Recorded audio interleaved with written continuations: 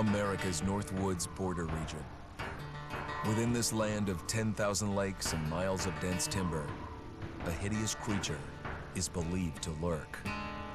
The North Woods is probably one of the last frontiers in America. There's still a lot of places in this area that hasn't been set foot by man. Monsters and mysteries exist here because it is remote. Up in the North Woods, winters are long. In times of biting cold and isolation, a devouring monster is believed to come forth. It's terrorized native people for generations.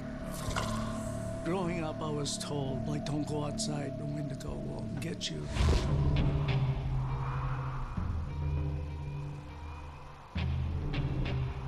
Among the traditions of the northern Algonquin tribes is the Wendigo, a monster that can seize hold of a person to carry out its hunger for human flesh. Many Native Americans fear even talking about this Wendigo, and even the mention of the name will let the Wendigo find out where you are, and it will open you up to be possessed by this Wendigo.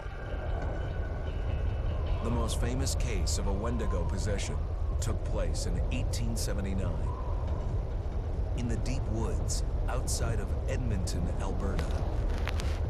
Swift Runner, a Cree Indian, was a trapper and a guide. He had left town the previous autumn with his wife, 6 children, and his mother. But when Swift Runner returned in spring, he was alone.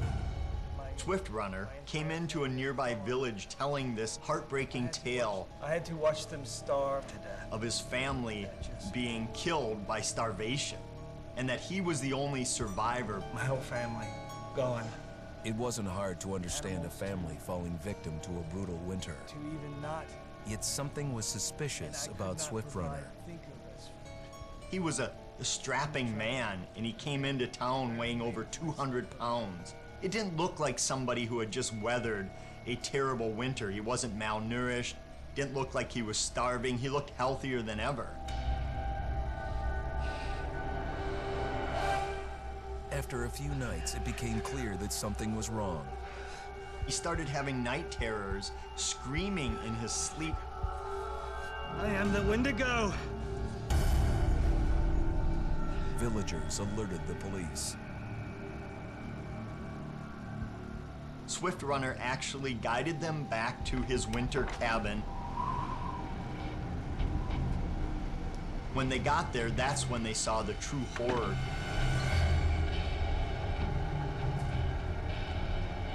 Human skulls were scattered around, many bones, some of which had been snapped in half, and the marrow inside had been drained.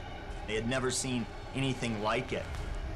Swift Runner had killed his entire family, shooting them, hitting them with an axe, strangling, and then eating most of their bodies.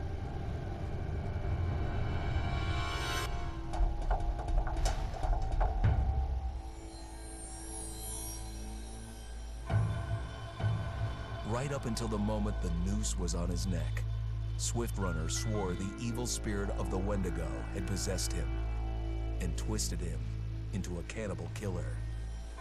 When he was on the gallows, Swift Runner himself said, "I am no longer a man."